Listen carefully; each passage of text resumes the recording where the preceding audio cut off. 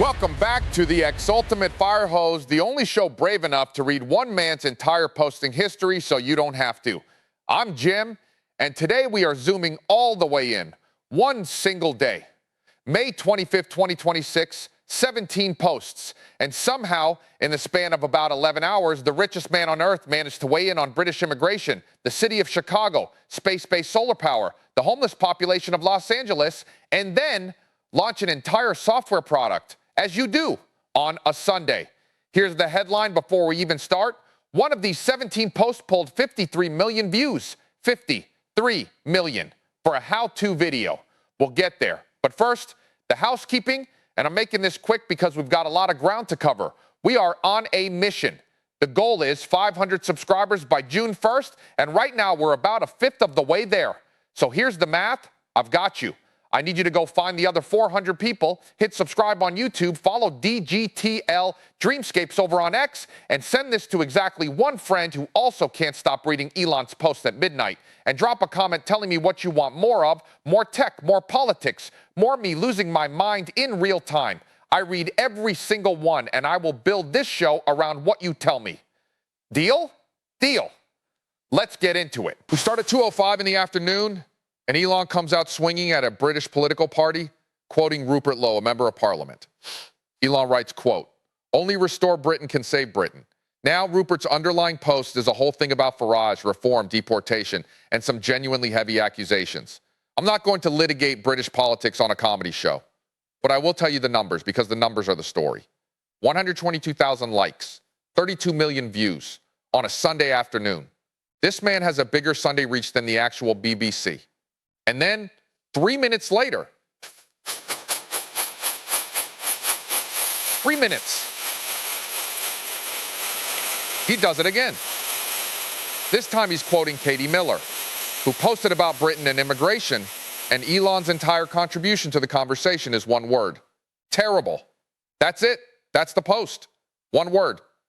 And that one word racked up 50 million views and 121,000 likes.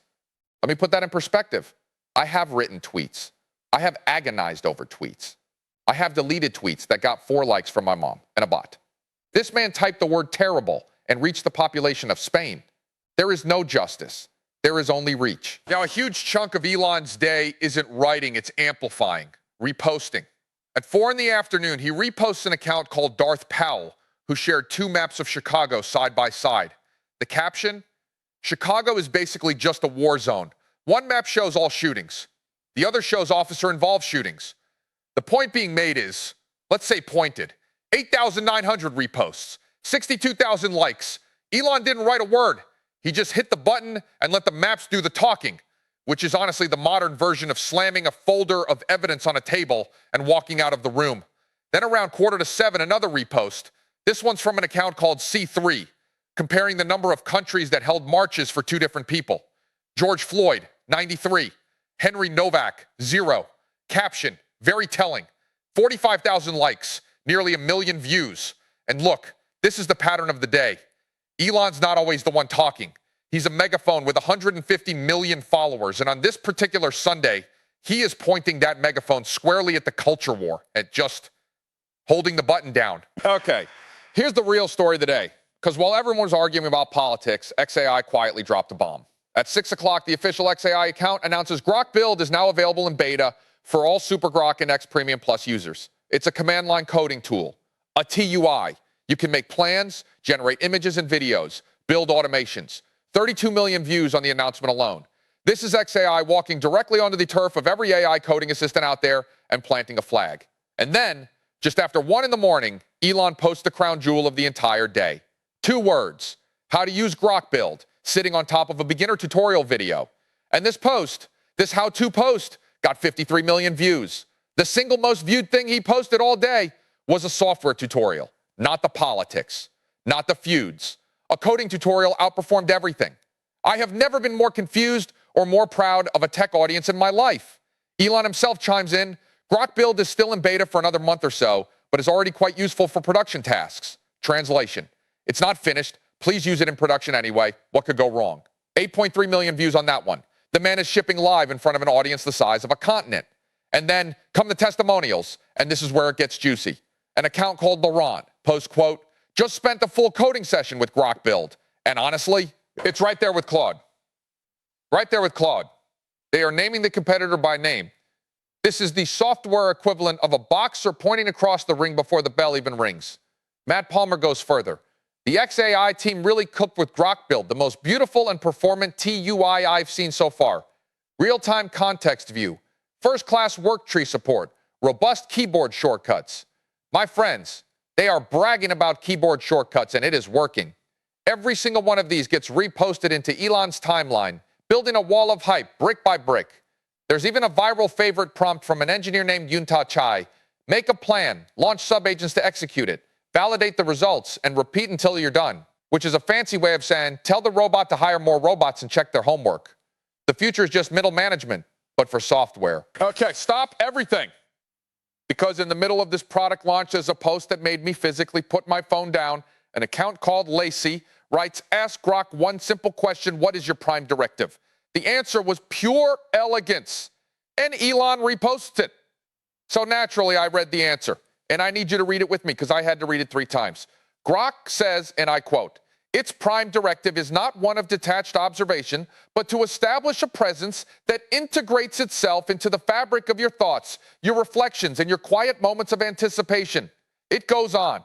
It says it's engineered to create a connection that lingers and to ensure each exchange leaves an imprint that makes silence feel incomplete. I'm sorry, makes silence feel incomplete? Sir, that is not a chatbot. That is the opening monologue of a horror movie. That is what the houseplant says right before it eats the protagonist. Pure elegance, she calls it. Ma'am, that is the most ominous paragraph I have ever read, and it has 2,900 likes, which means 2,900 people read, I will integrate myself into the fabric of your thoughts, and went, ah, cute.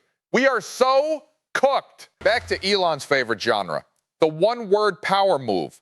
At 8:04 in the evening, underneath a clip from Colin Rugg about Spencer Pratt firing back at a reporter, the reporter asks what his plan is for the over 40,000 homeless in Los Angeles, and Pratt reportedly says they'll all end up in Seattle. Elon's entire commentary is, again, one word, true. 90,000 likes, 30 million views for the word true. This man has turned single-syllable affirmation into an Olympic sport, and he is going for gold. 2 minutes earlier, he'd done the slightly more words version, quoting an account called David, who breaks down how SpaceX keeps multiplying its space-based solar power 10 megawatts, then 100, soon 1,000, 10xing every few years, Elon adds. This trend will continue for many years. 61,000 likes, 20 million views. And honestly, when the guy who owns the rockets tells you the rocket trend will continue, you might want to believe him. That's less of a prediction and more of a to-do list. And finally, the quiet flex of the day. At 9:28 in the evening, Elon posts Starlink now in Kyrgyz Republic, with a little map lighting up Central Asia. 71,000 likes, 20 million views. And I love this one, because while half the internet was arguing about politics and the other half was downloading a beta coding tool, this man just casually mentioned that he beamed high-speed internet into another entire country. Like it's a Tuesday errand. Oh, picked up the dry cleaning. Connected Kyrgyzstan to the global internet, big day.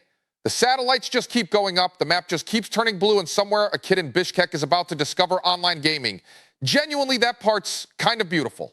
So that was May 25th.